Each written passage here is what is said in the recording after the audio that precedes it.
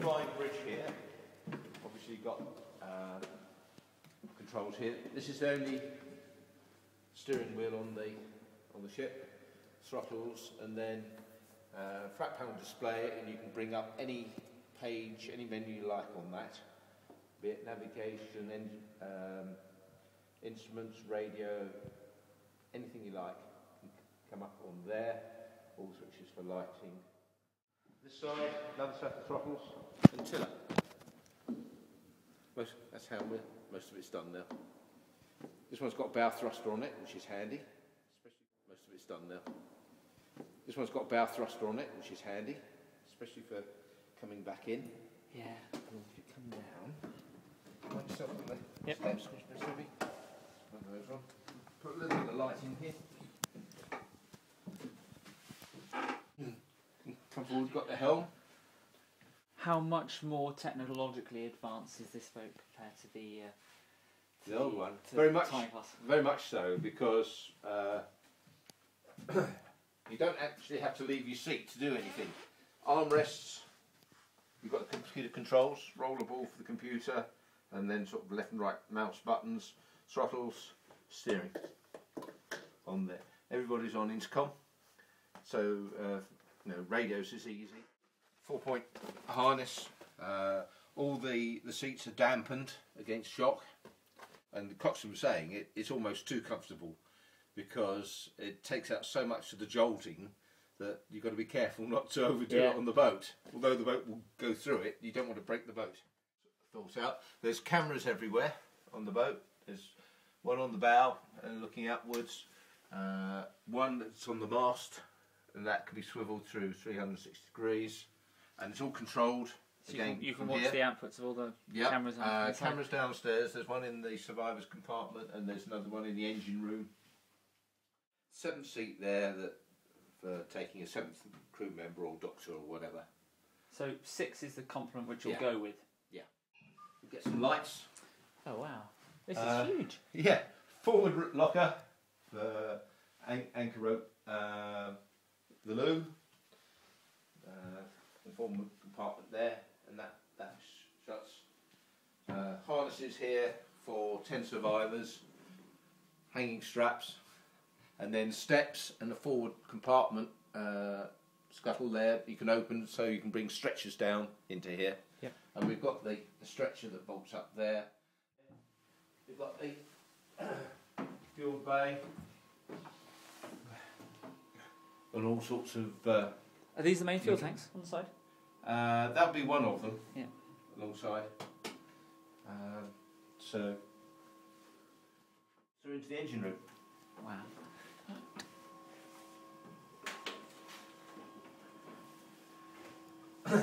Twin Caterpillar V6s, the diesels, and you can get all the way around. So and stand up in here. So easier for the engineers to work. Yeah, mechanic thinks it's heaven, and everything's here that you need to get to. It certainly seems so much bigger to me. It seems very much like a TARDIS. It is a bigger boat. Yes. Than the old one, obviously, and it's a lot wider. It's a lot taller. I mean, that's the reason for the new height and those other things. But the old one was a lot more sort of straight and yes. And this price on one of these is about 2.7 million. Yeah. And what happened to the old boat? It's in the reserve fleet, so it's been all around the country. Wonderful. Okay, so it's not wasted. It's for whenever other boats are being overhauled or going back to. That's exactly what happens. Done. Yeah.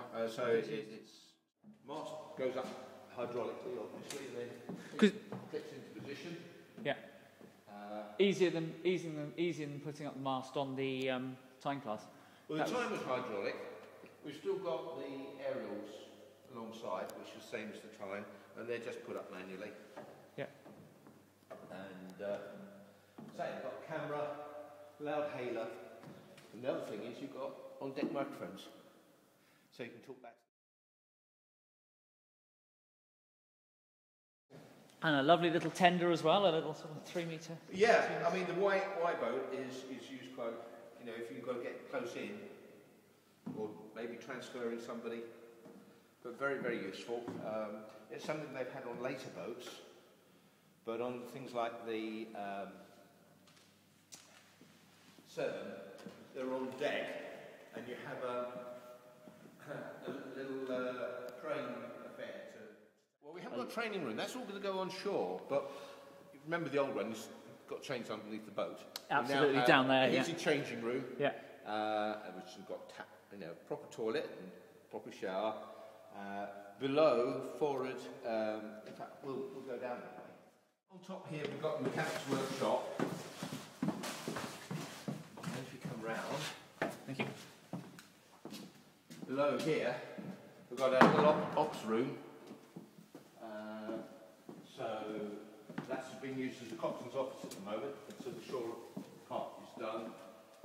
We've got the launch crew bits and pieces here. Boat itself, you can see it's all on, lives on a tilting cradle. It's interesting. So before we launch it, we just let it out a couple of feet, which is enough to tilt the cradle. Then it just goes down on the nylon bush rollers. Door opens, there's a panic button to open the door. Launch, it's very similar. The safety strop is removed. The boat is held on the winch cable, all nylon now, not steel. And there's just a safety pin on the release latch. That's taken off. So the boat is left out a couple of feet once the crew's on board. They'll start the engines. When they're happy to go, they'll pull the horn. And all the launch has to do is to pull the red cable, which pulls the shackle, which releases the boat. Two 5-bladed screws, twin rudder in the build keel there. And the trimmers on the stern. So, great bit of kit. Amazing. Well, thank you very much for your time, John. That's right. You're most welcome. Very kind. Yeah,